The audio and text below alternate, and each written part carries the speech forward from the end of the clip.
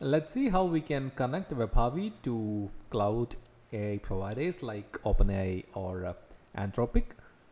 So open WebHarvy and go to settings, go to the AI tab, and here you can select either OpenAI or Anthropic, and you need to copy in your API key. I will be deleting this key after the video, and you can also provide the model name of your choice. You can test the connection,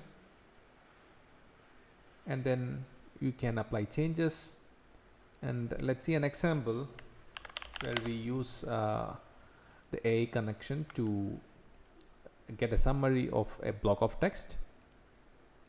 So I'm following this link to get some details. Now I can click and select all the required details while using WebHarvy, but using AI will be advantageous when the location of the text is not, the data which you need is not consistent, or if you want to semantically extract data. Like for example, in this case, I would like to ask for a one-line summary.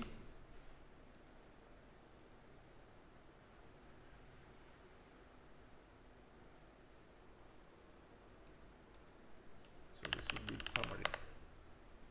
Now let's stop the configuration and start mining data. So WebHarvy will load the initial page and get the article titles, and it will then follow each article link, and author will be extracted directly, but the summary will be extracted by using the Cloud Connection AI.